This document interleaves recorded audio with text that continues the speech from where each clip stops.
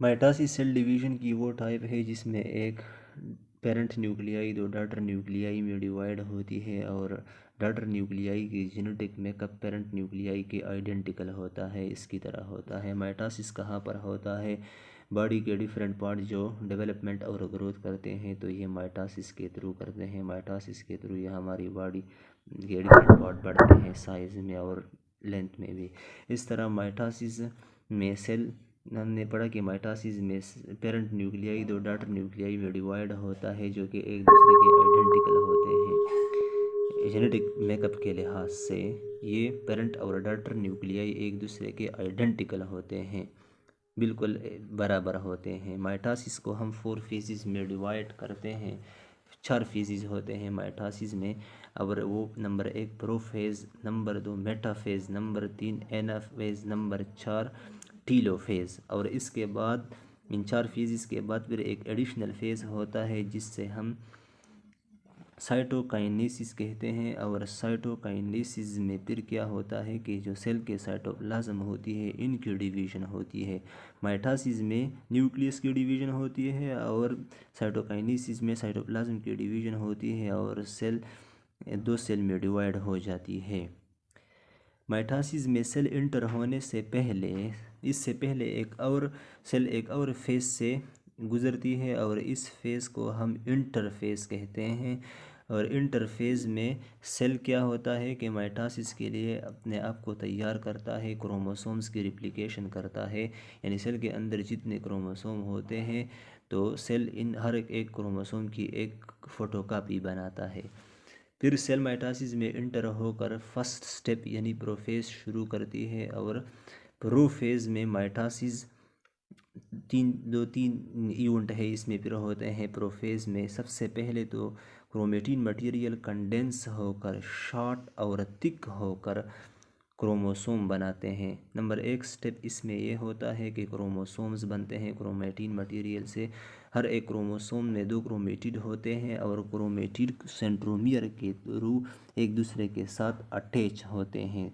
तो नंबर 1 काम ये हुआ कि क्रोमोसोम बन गए। अब नंबर 2 न्यूक्लियोलस डिसअपियर हो जाता है, वो ख़त्म हो जाता है प्रोफेज में। और न्यूक्लियर मेम्ब्रेन की तोड़ फोड़ हो जाती है, वो भी ख़त्म हो जाती है। तो ये एमसीक्यूज़ के लिहाज से इम्पोर्टेंट है, ये 3 काम प्रोफेज में याद रखना।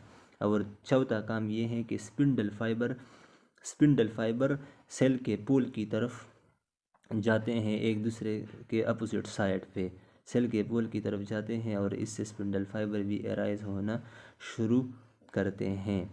स्पिंडल फाइबर, ये जो फाइबर इससे अभी एराइज हो रहे हैं। इसके बाद फिर मेटाफेज है। मेटाफेज में क्या होता है?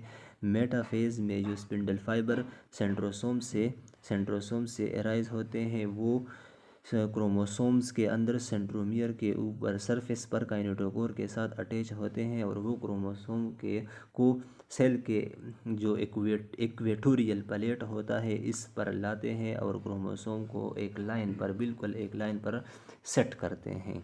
ये इक्वेटोरियल प्लेट है, इस पर क्रोमोसोम को सेट करते हैं।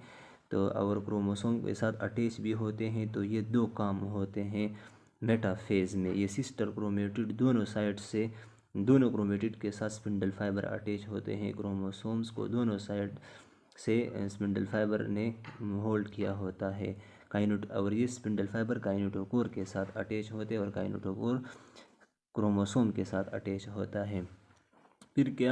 फिर इसके बाद एनाफेज आता है। ये 2 स्टेप के अलाइनमेंट होती है और स्पिंडल फाइबर इसके साथ अटैच होते हैं। ये 2 स्टेप किस में होते हैं? मेटाफेज में। फिर इसके बाद एनाफेज आता है और एनाफेज में क्या होती है?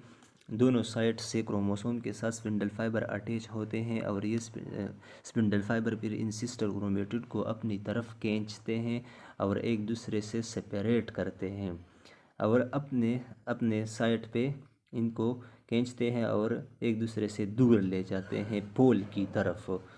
तो ये साइज़ में छोटे होते हैं और छोटे होना शुरू करते हैं। फिर ये क्रोमेटिड को अपनी तरफ ले जाते हैं एक दूसरे से दूर, बिल्कुल पोल की तरफ। जब ये क्रोमेटिड पोल की तरफ जाते हैं तो एनाफेज यहाँ पे कंप्लीट हो जाता है। एनाफेज बस एनाफेज में सिर्फ ये एक स्टेप है कि जो सिस्टर क्रोमेटिड एक क्रोमोसोम्स में होते हैं वो एक दूसरे से सेपरेट हो जाते हैं और पोल की तरफ जाते हैं। एनाफेज में सिर्फ ये स्टेप याद रखना है, एमसीक्यूज़ के लिहाज से ये इम्पोर्टेंट है। फिर जब जब ये पोल की तरफ पहुंचते हैं तो इसके बाद टीलोफेज स्टार्ट होता है। और टीलोफेज में क्या होता है अब तो इसको पढ़ते हैं।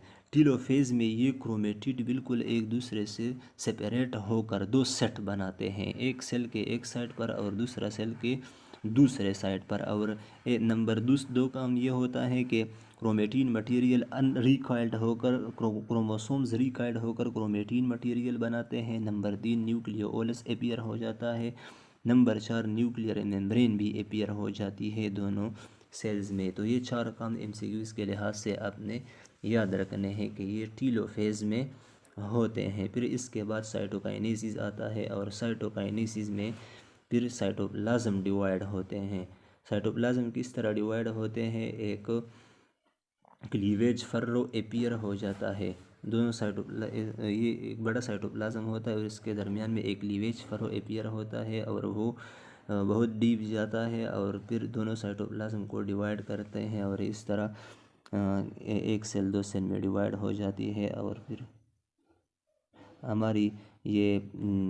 हमारा ये सेल डिवीजन माइटोसिस फिर कंप्लीट हो जाता है।